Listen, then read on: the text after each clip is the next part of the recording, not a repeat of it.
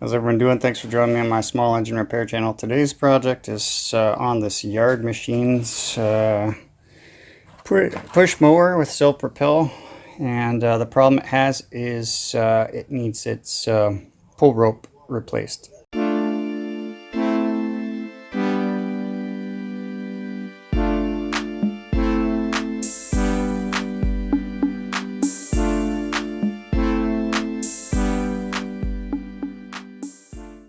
Alright guys, so this one happens to be on a Powermore engine, 173 cc's. If you don't have this exact same engine, it's probably going to be very similar, if not exactly the same.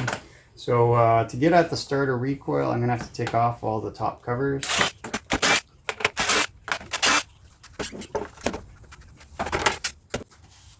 Okay, so on this particular machine, the starter recoil is right here up on top. It's very similar to like a Honda. It's kind of a Honda knockoff here. So you got to take this starter recoil off. It's 3 10mm bolts or nuts. Alright, and then the starter recoil just comes right off like so. Alright, so here's the starter recoil. Let's see. Obviously the rope broke. So I'm just going to put the new rope in for him.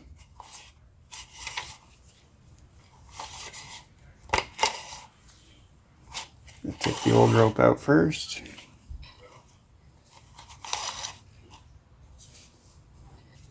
Kind of want to line up where the end of the rope is and where it goes through here. Okay, and then you're gonna have to clamp it down somehow. I'm probably just going to use a set of vice grips to do that. So now I got you up on the bench here. I've got this clamped down basically to just allow this to spin, and what I've got to do is try and pull out the old string.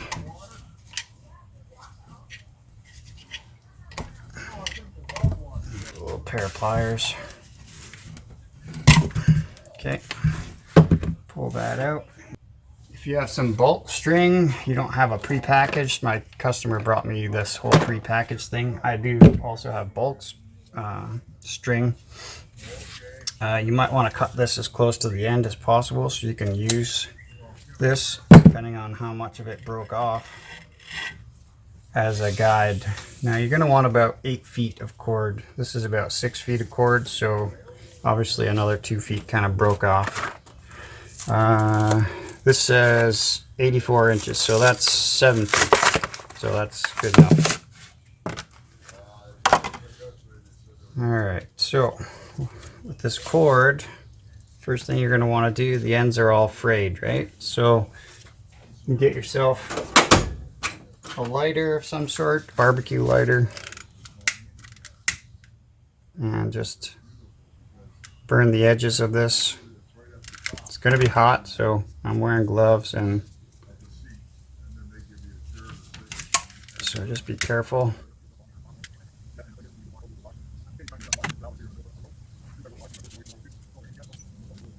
Now, this pull cord seems like it's a little bit thicker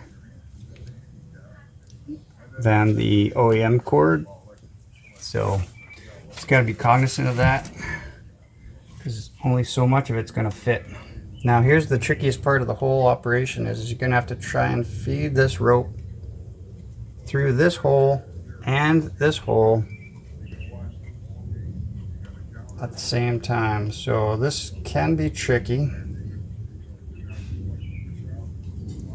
Okay, a lot of times you just kind of just get it so it's poking out there, and then you grab it with a pick or some of these little, yeah, see, got shy and went back in.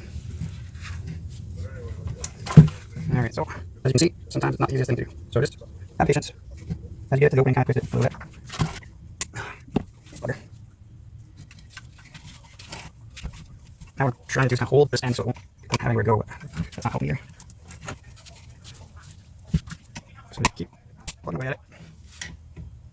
A pick might work because you can kind of stab there. That's probably going to be better. you can kind of stab the rope through the center of it.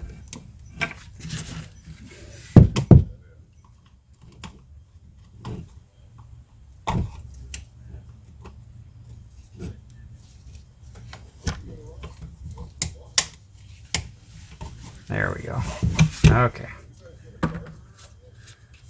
All right, so make yourself a knot here at the end. Still not 100% sure this is going to be the proper size rope here. So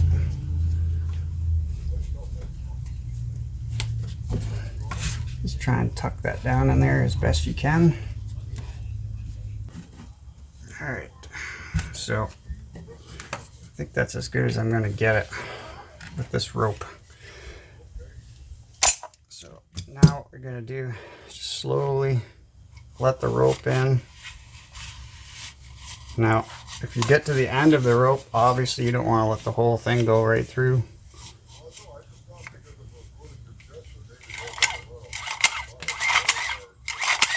Alright, in this case the whole rope won't go through because I think the rope is a little bit on the thick side. So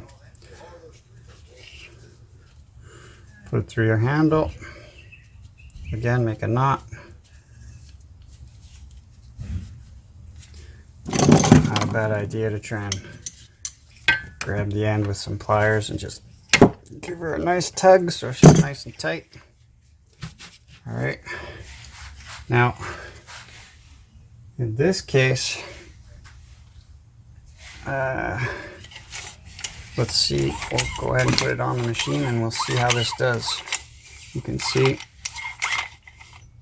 it does cause the pawls to fling outwards, so that's good. I might actually spray some lubrication. There's a couple springs at the end of these pawls, so I'm going to spray some lubrication down in there, and we'll put it back on the machine. So I got the starter back on. Let's throw these 3 nuts on.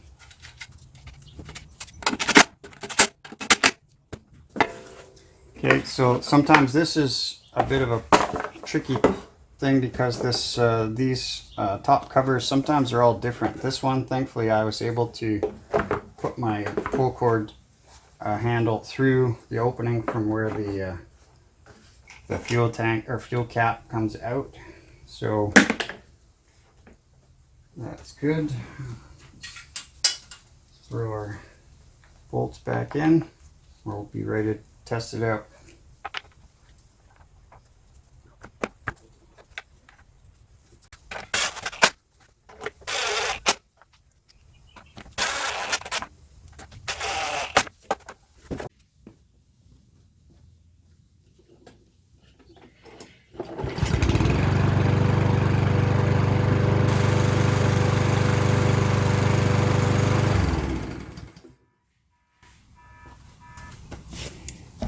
Alright, so it was that easy, guys. Maybe 5-10 minutes, and you could get yourself back in business with maybe, you know, $10 worth of cord and handle.